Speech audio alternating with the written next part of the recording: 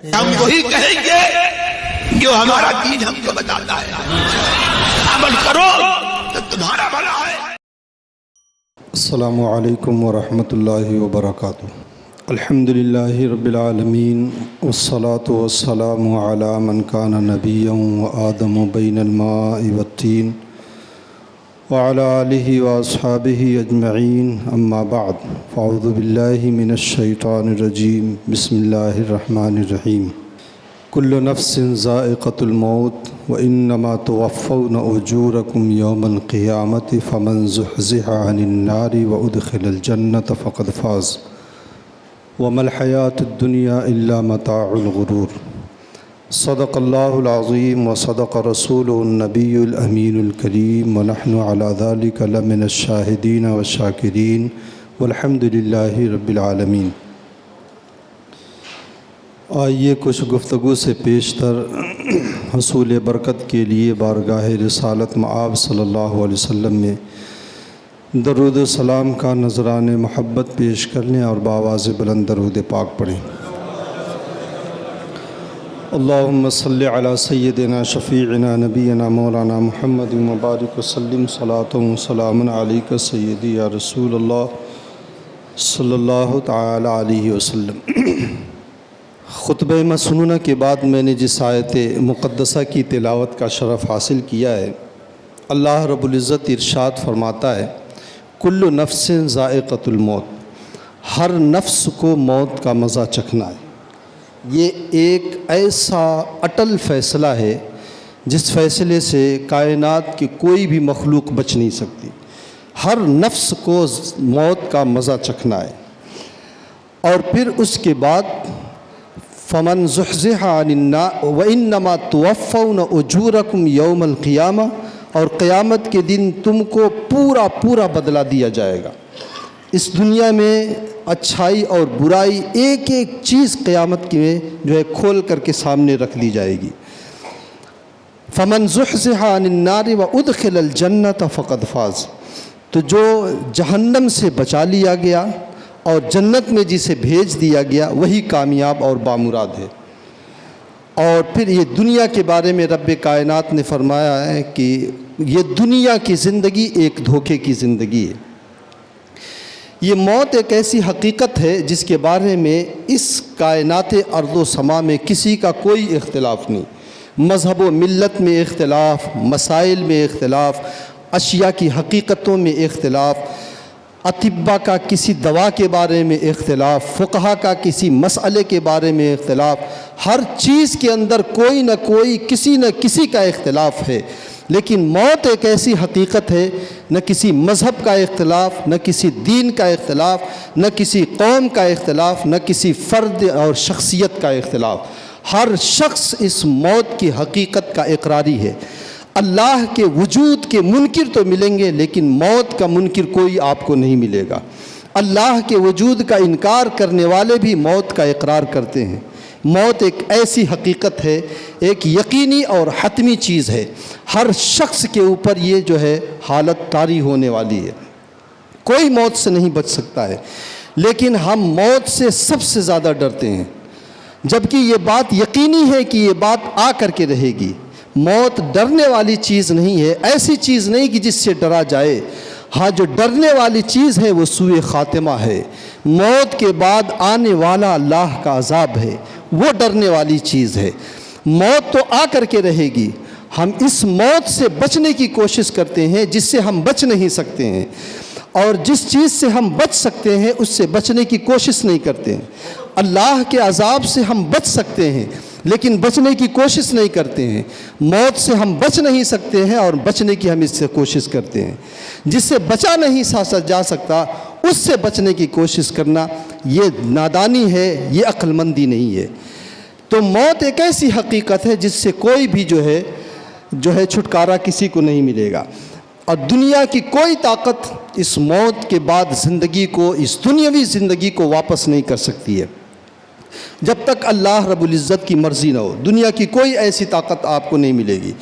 حضرت حسن بصری رحمۃ اللہ تعالیٰ علیہ یا کسی بزرگ کا واقعہ ہے کہ جا رہے تھے، ایک جگہ دیکھا قبرستان پہ بھیڑ لگی ہوئی ہے، گئے اور جا کر کے دیکھا تو بادشاہ بھی ہے، وزراء بھی ہیں، فوج بھی ہیں، عوام بھی ہیں، اور ایک قبر کے پاس سب ارد گرد کھڑے ہیں۔ جب یہ پہنچے ہیں، انہوں نے پوچھا کہ ماجرا کیا ہے، تو بتانے والے نے بتایا کہ یہ جس کی قبر ہے یہ بادشاہ کا بیٹا تھا، اور بادشاہ کا سب سے ہونہار بیٹا اور سب سے ہوشیار یہ بیٹا تھا۔ اس قدر بادشاہ کو اس کے اوپر اعتماد تھا کہ بادشاہ نے اپنی زندگی میں یہ اعلان کر دیا تھا کہ میرے مرنے کے بعد میرا ولی عہد، میرے مرنے کے بعد میرے تخت شاہی کے اوپر میرا یہ بیٹا براجمان ہوگا۔ لیکن اللہ رب العزت کی مشیت ایسی کہ باپ موجود ہے اور بیٹا دنیا سے رخصت ہو گیا۔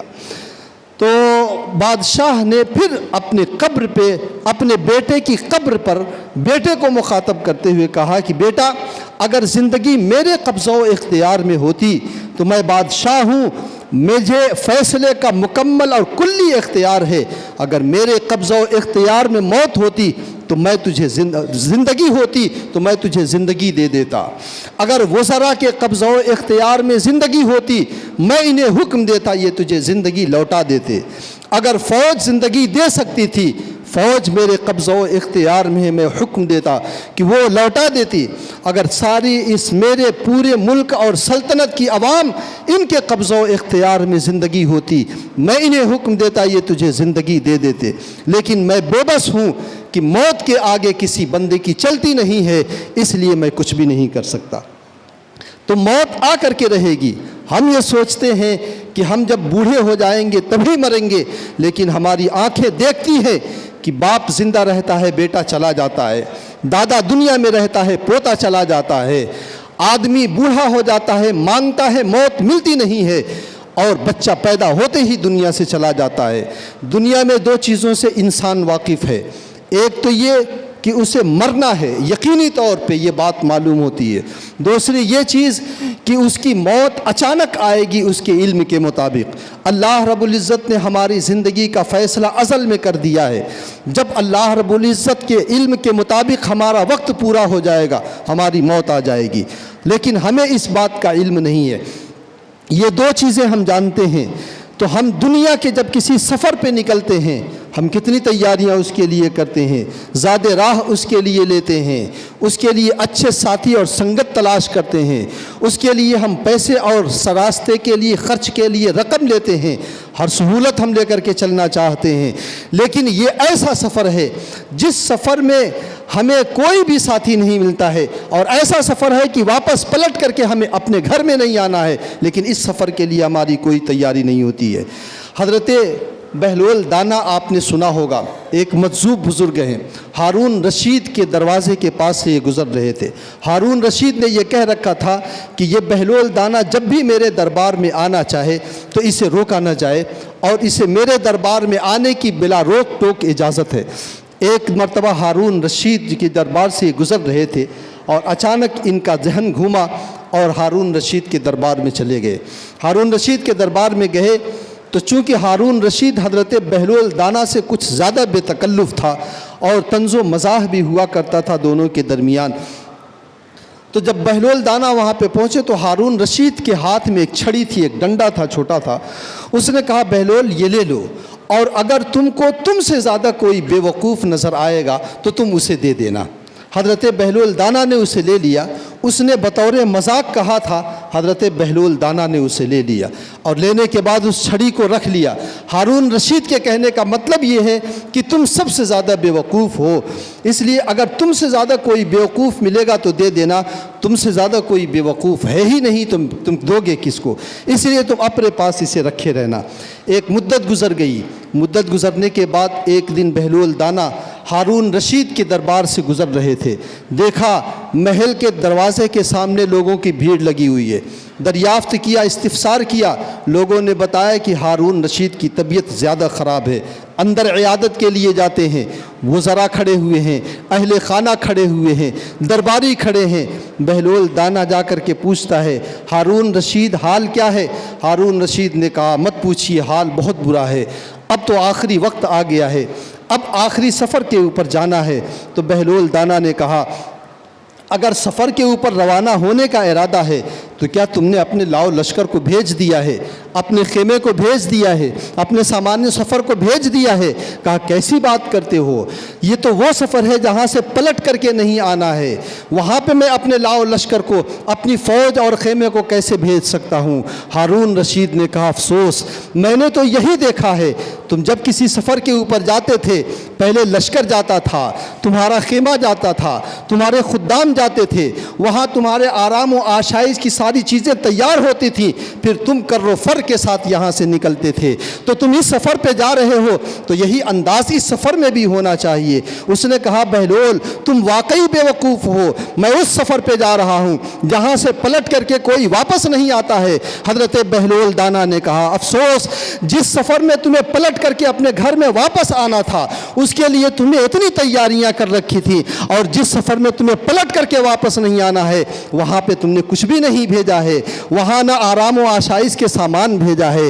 واقعی میں تو یہی سمجھتا تھا کہ دنیا میں کوئی بے وقوف نہیں ہوگا، میں ہی بے وقوف ہوں، لیکن مجھے یہ سمجھ میں آیا ہے سب سے زیادہ دنیا میں تم بے وقوف ہو، کیونکہ دنیا کے جب تھوڑے سے سفر کے لیے نکلتے تھے تو تم اپنے کر و فر کے ساتھ نکلا کرتے تھے، ساز و سامان کے ساتھ نکلا کرتے تھے، لیکن آخری سفر پہ جانے کے لیے کوئی تیاری نہیں کی۔ اس کا مطلب یہ ہے کہ دنیا میں سب سے بڑے بے وقوف تم ہو، یہ چھڑی جو تم نے مجھے دی تھی اس چھڑی کے سب سے زیادہ حقدار تم ہو، تم اسے اپنے پاس رکھو۔ تو یہ وہ سفر ہے، یہ موت وہ حقیقت ہے جس سفر سے کوئی واپس نہیں آتا ہے اور جس حقیقت سے کوئی بچ نہیں سکتا ہے۔ اس موت سے جو ہے ڈرنا نہیں چاہیے، اس موت کو ہمیں خوشی میں تبدیل کر دینا چاہیے، اور اس کا طریقہ جو ہمارے نبی صلی اللہ علیہ وسلم نے ارشاد فرمایا ہے وہ یہ فرمایا ہے الکیس من دان نفسہ، کہ سب سے عقل مند انسان وہ ہے جو اپنے نفس کا محاسبہ کرے۔ من دانا نفسہ قبل ان یموت، مرنے سے پہلے اپنے نفس کا وہ محاسبہ کرے۔ آقائے کائنات صلی اللہ علیہ وسلم نے جو ہمیں طریقہ بتایا ہے، اب ایک حدیث میں سناؤں اور اپنی اصل گفتگو آپ کو بتاؤں۔ اللہ کے رسول صلی اللہ علیہ وسلم نے ایک حدیث میں ارشاد فرمایا ہے، حدیث پاک میں ارشاد فرمایا ہے کہ کما تعیشون تموتون، تم جس طریقے سے زندگی گزارو گے موت بھی تمہاری ویسے ہی آئے گی۔ وکما تموتون تبعثون، اور جس طریقے سے تم مرو گے، جس حالت پر مرو گے اسی حالت پر تم اٹھائے جاؤ گے۔ وکما تبعثون تحشرون، اور جس حالت پر تم قبر میں اٹھائے جاؤ گے اسی حالت پر تم جو ہے محشر میں بھی، قیامت میں بھی اٹھائے جاؤ گے۔ بندہ اگر نماز کی حالت میں دنیا سے گیا ہے، نماز کی حالت میں وہ آخرت میں اٹھایا جائے گا۔ قرآن کی تلاوت میں کی حالت میں اگر دنیا سے گیا ہے، قرآن کی تلاوت کرتے ہوئے وہ محشر میں اٹھایا جائے گا۔ اور اگر دنیا میں اللہ کی نافرمانی اس نے کی ہے، اللہ کے حکموں کو اس نے توڑا ہے، فسق و فجور میں زندگی گزری ہے، موت بھی اسی انداز کی آئے گی۔ اللہ کی فرما برداری کی ہے تو موت بہت آسان ہوگی اور آنے والی زندگی بڑی اچھی ہوگی۔ صحابہ کرام رضوان اللہ تعالیٰ علیہ مجمعین، یا ہمارے اسلاف کی زندگی آپ اٹھا کر کے دیکھیں، ہمارے اسلاف نے اپنی زندگی کس انداز سے گزاری، موت ان کے اوپر کیسے آئی۔ آئیے میں کچھ واقعات آپ کے سامنے رکھتا ہوں۔ حضرت عمر فاروق رضی اللہ تعالیٰ عنہ یہ امت کی وہ ہستی ہے جن کے بارے میں علماء نے یہ فرمایا ہے ذہب بتسعۃ اعشار من العلم، اگر پوری دنیا کے علم کے 10 حصے کیے جائیں تو اس میں سے 9 حصہ علم کا حضرت عمر فاروق رضی اللہ تعالیٰ عنہ کے پاس ملے گا۔ حضرت عمر فاروق رضی اللہ تعالیٰ عنہ، آقائے دو عالم صلی اللہ علیہ وسلم نے انہیں شہادت کی بشارت دیا تھا۔ احد کا پہاڑ ہے، سرور کائنات ہیں، حضرت ابو بکر صدیق ہیں، حضرت عمر فاروق ہیں اور حضرت عثمان غنی رضی اللہ تعالیٰ عنہ۔ پہاڑ خوشی سے جھومنے لگتا ہے، ایک زلزلہ طاری ہوتا ہے۔ آقائے دو عالم صلی اللہ علیہ وسلم نے اپنے پائے اقدس سے ایک ضرب احد پہاڑ کی چوٹی پر لگاتے ہوئے، ایک ٹھوکر مارتے ہوئے کہا اثبت، تو ٹھہر جا، فَإِنَّمَا عَلَيْكَ نَبِيٌّ وَصِدِّيقٌ وَشَهِيدَانِ، کہ تیرے پشت کے اوپر اس وقت اللہ کا نبی کھڑا ہے، ایک صدیق کھڑا ہے اور 2 شہید کھڑے ہیں۔ حضرت عمر فاروق کو شہادت کی بشارت اللہ کے رسول نے دیا ہے۔ فجر کی نماز ادا فرما رہے تھے، ابو لولی فیروز جو ایران کا رہنے والا ایک مجوسی انسان تھا اور غالباً حضرت عبد الرحمن ابن عوف کا یہ غلام تھا، کسی مسئلے میں حضرت عمر فاروق رضی اللہ تعالیٰ عنہ کے فیصلے پر ناخوشی کا اظہار کرتے ہوئے اس نے یہ عہد و پیمان کر لیا تھا کہ میں ان کی زندگی سے کھیل جاؤں گا۔ حضرت عمر فاروق رضی اللہ تعالیٰ عنہ مصلی امامت پہ کھڑے ہیں اور صف کے اندر سے ابو لولو نکلتا ہے اور حضرت عمر فاروق رضی اللہ تعالیٰ عنہ کے اوپر خنجر سے پے در پے کئی وار کرتا ہے۔ وہیں پر حضرت عمر فاروق رضی اللہ تعالیٰ عنہ زمین پر بیٹھ جاتے ہیں۔ حضرت عبد الرحمن ابن عوف رضی اللہ تعالیٰ عنہ نماز جو ہے مکمل کرتے ہیں۔ اب آپ دیکھیں ذرا، حضرت عمر فاروق رضی اللہ تعالیٰ عنہ کو یقین ہو چلا تھا کہ میری زندگی کے میں مرض الموت میں ہوں، اب میں شفا نہیں پانے والا ہوں۔ آپ کا آخری وقت تھا، ایک صحابی عیادت کے لیے آتے ہیں اور جب وہ عیادت کر کے واپس جانے لگتے ہیں حضرت عمر فاروق کی نظر پڑ جاتی ہے۔ کیا دیکھتے ہیں کہ اس کا ازار، اس کا تہبند اس کے ٹخنوں سے نیچے لٹکا ہوا ہے۔ حضرت عمر فاروق نے اس حالت میں بلایا اور بلا کر کے کہا، اپنے ازار کو ٹخنوں سے اوپر کر لے، یہ تیرے کپڑے کی صفائی کا بھی ذریعہ ہے، اللہ و رسول کے خوش کرنے کا بھی ذریعہ ہے۔ میرے کہنے کا مطلب یہ ہے، یہ وہ وقت ہوتا ہے کہ انسان کو اپنی صرف ایمان کی فکر رہتی ہے، لیکن اللہ تبارک و تعالیٰ نے موت ان کے اوپر اتنی آسان کر دیا تھا کہ اب انہیں کسی چیز کی فکر نہیں تھی اور اس عالم میں بھی دین کی خدمت کرتے ہوئے جا رہے ہیں، مسئلہ بتاتے ہوئے جا رہے ہیں۔ اسی طریقے سے حضرت عثمان غنی رضی اللہ تعالیٰ عنہ کی شہادت دیکھیں، آپ قرآن کی تلاوت کر رہے ہیں، قرآن کی آیت کریمہ فَسَيَكْفِيكَهُمُ اللَّهُ وَهُوَ السَّمِيعُ الْعَلِيمُ کے اوپر جب آپ پہنچتے ہیں، قاتلوں نے آپ کے اوپر قاتلانہ حملہ کیا اور آپ کے خون کی چھینٹیں اس آیت کریمہ پر پڑی، جس کا ترجمہ ہے فَسَيَكْفِيكَهُمُ اللَّهُ وَهُوَ السَّمِيعُ الْعَلِيمُ، اللہ تبارک و تعالیٰ ان کے لیے تمہاری جانب سے کافی ہوگا، اللہ تبارک و تعالیٰ سنتا جانتا ہے۔ اور اسی عالم میں آپ جو ہے جام شہادت نوش کر لیتے ہیں۔ زندگی اللہ کے رسول کی اطاعت میں گزری، فرمان خداوندی میں گزری، قرآن کی تلاوت کرتے ہوئے موت آئی۔ ہم یہ سوچتے ہیں ہماری زندگی کے 50 سال گزر جائیں، 50 سال ہم عیاشیاں کر لیں، 50 سال حکموں کو توڑ لیں، نمازوں سے دور رہیں، ہم 50 سال فسق و فجور میں گزار لیں، توبہ کر لیں گے، اللہ غفور الرحیم ہے، ہمیں بخش دے گا، یقیناً اللہ غفور الرحیم ہے۔ لیکن اس نیت سے کہ 50 سال عیاشیوں میں گزار کے 10-20 سال کی بچی ہوئی زندگی میں عبادت کر لیں گے، بیڑا پار ہو جائے گا، یہ خود ایک بدنیتی ہے۔ اللہ تبارک و تعالیٰ کا جو قانون ہے وہ قانون عدل کے اوپر مبنی ہے، ظلم کے اوپر مبنی نہیں ہے۔ ہم جو یہ سوچتے ہیں یہ سوچ ہماری اسلامی فکر کے خلاف ہے، اس لیے ہمیں چاہیے کہ ہم زندگی اس انداز کی بنائیں جس انداز کی ہم موت چاہتے ہیں۔ ہماری زندگی گزرتی ہے فسق و فجور میں، زندگی گزرتی ہے گانا سننے میں، زندگی گزرتی ہے فحش فلمیں دیکھنے میں، زندگی گزرتی ہے لوگوں کے دلوں کو توڑنے میں، زندگی گزرتی ہے دھوکہ دینے میں، زندگی گزرتی ہے غصب میں، بے ایمانی میں، رشوت اور سود میں، اور ہم یہ سوچتے ہیں ہماری موت سجدے میں آ جائے، ہماری موت قرآن کی تلاوت کرتے ہوئے آ جائے۔ ایسا نہیں ہو سکتا ہے۔ اللہ کے رسول صلی اللہ علیہ وسلم کی زبان کے اوپر رب کائنات نے یہ ارشاد فرما دیا ہے، کما تعیشون تموتون، زندگی جیسی گزارو گے موت بھی اسی انداز کی آئے گی۔ ایک محدث گزرے ہیں حضرت ابو زرعہ رازی رضی اللہ تعالیٰ عنہ، حضرت ابو زرعہ رازی رضی اللہ تعالیٰ عنہ اتنے پائے کے محدث ہیں کہ حضرت امام احمد ابن حنبل رحمۃ اللہ تعالیٰ علیہ کے یہ شاگرد ہیں۔ امام احمد ابن حنبل رحمۃ اللہ تعالیٰ علیہ نے 22 سال کی عمر میں حضرت ابو زرعہ رازی کی طرف اشارہ کر کے فرمایا تھا کہ دنیا میں اللہ کے رسول کی 7 لاکھ حدیثیں موجود ہیں، اس نوجوان کو ابھی سے 6 لاکھ حدیثیں اس کو یاد ہیں، اس قدر حافظہ رب کائنات نے انہیں دیا تھا۔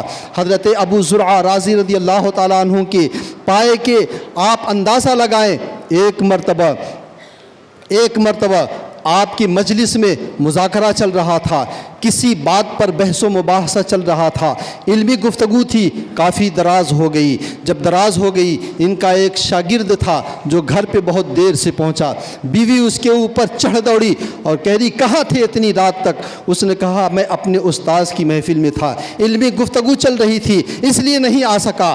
وہ بگڑ گئی اور کہتی ہے کہ تو بھی کچھ نہیں جانتا ہے، تیرا استاذ بھی کچھ نہیں جانتا ہے۔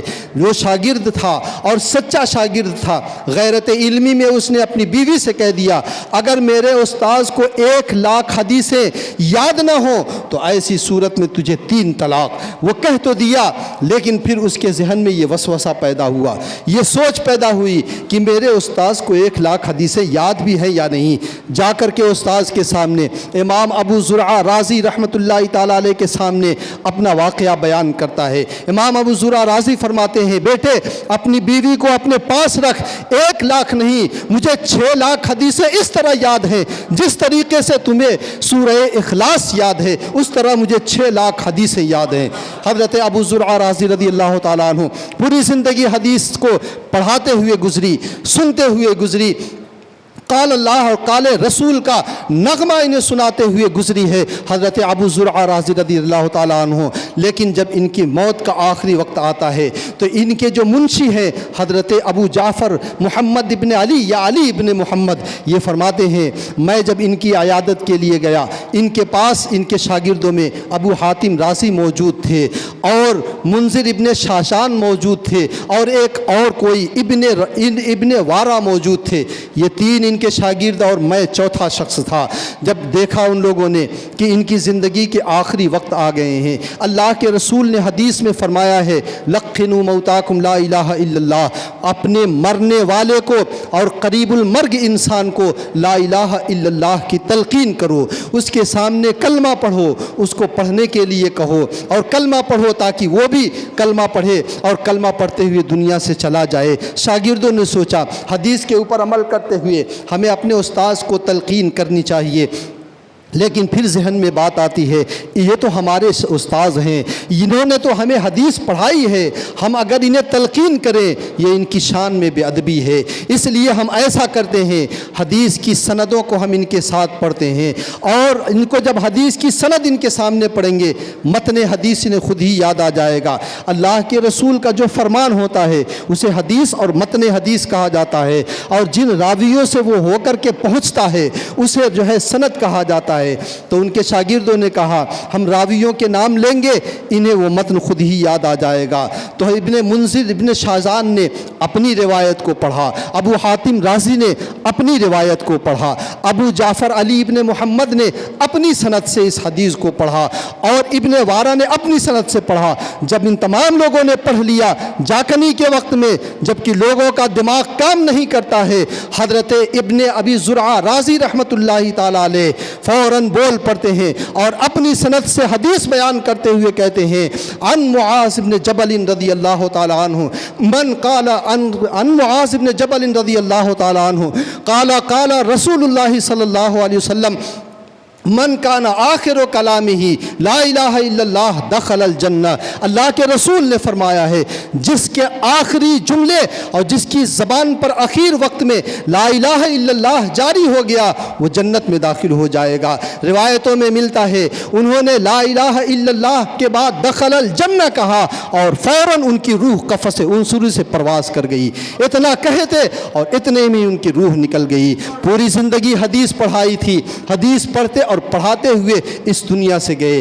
آدمی جب زندگی اچھے طریقے سے گزارتا ہے موت بھی اچھے انداز میں آتی ہے اور آدمی زندگی جب برے انداز میں گزارتا ہے موت بھی اسی انداز میں آتی ہے۔ آج ہم دولت کے غم میں مر جاتے ہیں، اولاد کے غم میں مر جاتے ہیں، دنیا کی فکر میں مر جاتے ہیں، لیکن وہ کتنے خوش نصیب لوگ تھے جو ایک حدیث کو یاد نہ ہونے کی وجہ سے مر گئے۔ حضرت امام مسلم رحمۃ اللہ تعالیٰ علیہ امام مسلم رحمۃ اللہ تعالیٰ علیہ ان کی مجلس میں ایک شاگرد نے ایک حدیث پوچھ لیا. وہ حدیث حضرت امام مسلم کو یاد نہیں تھی یا اس حدیث کا حوالہ یاد نہیں تھا. اتنا غم امام مسلم کے اوپر طاری ہوتا ہے. واپس آتے ہیں, گھر کے اندر چراغ جلاتے ہیں, دروازہ اندر سے بند کرتے ہیں, حدیث کی کتابیں اٹھاتے ہیں اور ورق گردانی کرنے لگتے ہیں, حدیث پڑھنے لگتے ہیں, اس حدیث کو تلاش کرنے لگتے ہیں. سامنے کھجوروں کا ٹوکرا رکھا ہوا تھا, ایک ایک کھجور کھاتے جا رہے تھے, حدیث تلاش کرتے جا رہے تھے, اور احساس تک نہیں ہوا. حدیث کو تلاش کرنے میں اور علم حاصل کرنے میں اتنے منہمک ہو گئے کہ انہیں احساس نہیں ہوا اور پورا کھجور کا ٹوکرا یہ کھا گئے. وہیں پہ طبیعت بگڑتی ہے. کلمہ پڑھتے ہیں, ہاتھ میں حدیث کی کتاب ہے, زبان پر حدیث کے کلمات ہیں, آنکھیں الفاظ حدیث پر ٹکی ہوئی ہیں, پیشانی حدیث کی کتاب کے اوپر رکھا اور موت کو جو ہے گلے لگا لیا اور زندگی جو ہے اللہ کے حوالے کر دیا. اتنی اچھی موت آئی, پوری زندگی حدیث پڑھاتے ہوئے گزری ہے. سامنے اللہ کے رسول کی حدیث, زبان پر حدیث کے کلمات اور پیشانی سرور کائنات صلی اللہ علیہ وسلم کے الفاظ مبارک کو بوسہ دے رہی ہیں. اگر آدمی اس طریقے سے زندگی گزارتا ہے تب اسے اچھی موت ملتی ہے, اور آدمی کی زندگی نافرمانیوں میں گزرے اور پھر وہ یہ سوچے ہمیں صالحین کی موت مل جائے, ابرار کی موت مل جائے, ایسا نہیں ہوتا ہے. ابھی کتنے دن کی بات ہے, میں زیادہ دور نہیں جاؤں گا, آپ کے اسی بمبئی کی بات ہے. دانش ذہین نام کا ایک ٹک ٹاکر تھا. آپ دیکھیں اس کی زندگی کیسے گزری ہے, عیاشیوں میں گزری ہے, گانوں میں گزری ہے, اس کی زندگی جو ہے ویڈیو بنانے میں گزری ہے. موت بھی اسی انداز کی آئی ہے. گاڑی میں بیٹھا ہوا تھا, اسکرین کے اوپر اس کی ساری حرکتیں ریکارڈ ہو رہی تھی, گانے گا رہا تھا. تیز رفتاری کے باعث گاڑی کو کنٹرول میں نہیں کر سکا اور ایکسیڈنٹ میں مر جاتا ہے. یہاں تک سننے میں آیا ہے موت کے بعد اس کے قبر کے اوپر سے وحشیانہ آواز آ رہی تھی. یہ اسی کا نتیجہ ہے. آدمی زندگی جیسی گزارے گا, اللہ کے رسول نے فرمایا ہے کما تعیشون تموتون, زندگی جیسی گزارو گے موت بھی اسی انداز کی آئے گی. دسیوں واقعات میرے سامنے ہیں لیکن وقت اجازت نہیں دے رہا ہے. اس لیے مسلمانوں ہم اپنی زندگی میں جھانک کے دیکھیں, ہم اپنے گریبان میں جھانک کر کے دیکھیں. امام اعظم رحمۃ اللہ تعالیٰ علیہ کو ابو جعفر نے جب عہدہ قضات کو پیشکش کیا تھا کہ آپ جو ہے پوری دنیائے اسلام کے چیف جسٹس بن جائیے, تو حضرت امام اعظم نے انکار کر دیا. اس نے اٹھا کر کے جیل میں ڈال دیا. روزانہ 70 کوڑے امام اعظم کو لگائے جاتے تھے, لیکن آپ نے عہدہ قضات کو قبول نہیں کیا. وجہ کیا تھی کہ میں اگر عہدہ قبول کر لوں گا یہ اپنے طاقت کے بل پر مجھ سے غلط فیصلے کروائے گا اور میں اللہ کی نافرمانی کر بیٹھوں گا. حضرت امام اعظم رحمۃ اللہ تعالیٰ علیہ کو وہ 70 کوڑے لگواتا تھا, صبر کرتے تھے. جیل میں آپ کا 2 ہی مشغلہ تھا, اللہ تبارک و تعالیٰ کے سجدے کرنا, قرآن کی تلاوت کرنا. جب عاجز آ گیا, سوچا یہ مر بھی نہیں رہے ہیں, کھانے میں زہر ملا کر کے دیا, کھانا تناول فرمایا, نفلی نماز کے لیے کھڑے ہوئے, 1 رکعت پڑھی اور سجدے میں گئے اور اسی سجدے میں آپ کا انتقال ہو گیا. زندگی حدیث میں گزری, فقہ میں گزری, مسائل میں گزری, اللہ رب العزت نے موت سجدے میں عطا فرمائی ہے. حضرت ثابت بنانی رحمۃ اللہ تعالیٰ علیہ یہ دعا کیا کرتے تھے, بہت بڑے پائے کے بزرگ ہیں, دعا کیا کرتے تھے مولا اگر قبر میں نماز کی کسی اور امتی کو اجازت ہوگی, انبیاء کو تو اجازت ہے لیکن اگر مجھے کسی امتی کو اجازت ہو تو مجھے نماز کی اجازت ضرور دینا, کیونکہ مجھے جتنا سکون اور لطف نماز میں ملتا ہے اتنا کبھی سکون نہیں ملا کرتا ہے.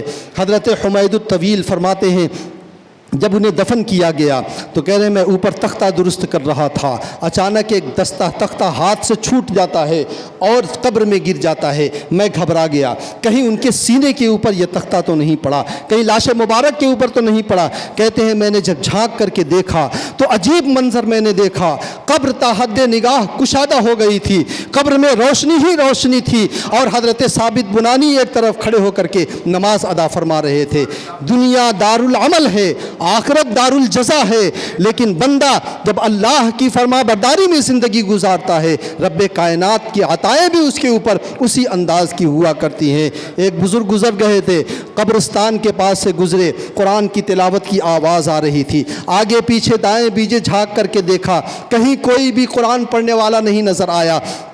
لیکن قرآن کی تلاوت مسلسل آ رہی تھی۔ اچانک ان کی نظر ایک سوراخ پر پڑی، دیکھا ایک قبر میں ایک سوراخ ہے اور کوئی آدمی، کوئی مردہ اس میں بیٹھ کر کے قرآن کی تلاوت کر رہا ہے۔ کہتے ہیں کہ میں جا کر کے میں نے جھانک کر کے سلام کیا، سلام کرنے کے بعد میں نے اس سے پوچھا کہ تم کیا کر رہے ہو؟ کہا تم پہلے یہ بتاؤ کیا قیامت آ گئی ہے؟ کہا قیامت تو نہیں آئی ہے۔ تو کہا یہ بتاؤ کہ تم یہاں کیسے؟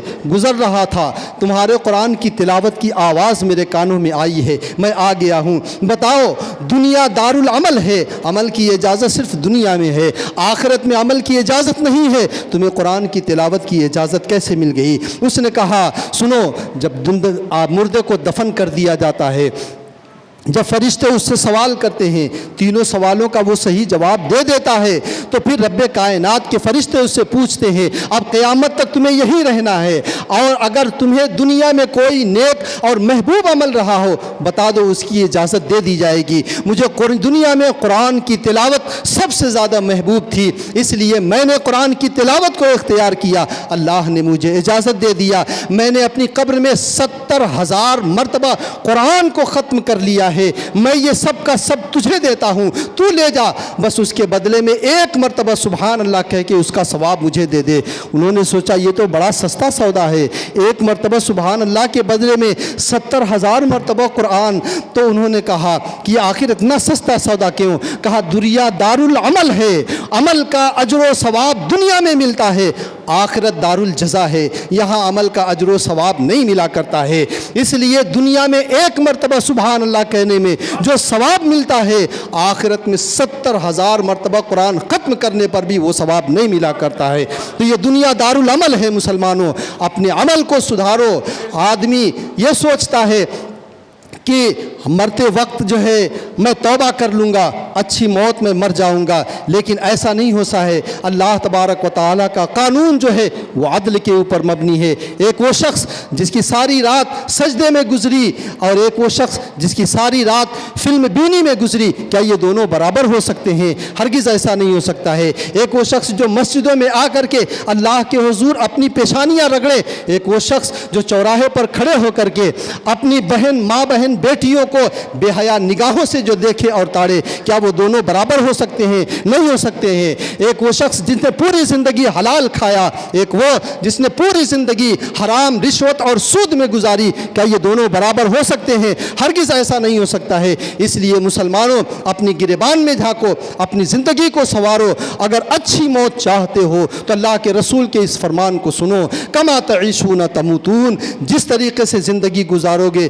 موت بھی اسی انداز کی آئے گی۔ اچھی زندگی اچھی موت، بری زندگی بری موت۔ اللہ تبارک و تعالی ہمیں اور آپ کو اپنی اصلاح کی توفیق رفیق عطا فرمائے۔ وآخر دعوانا الحمدللہ رب العالمین۔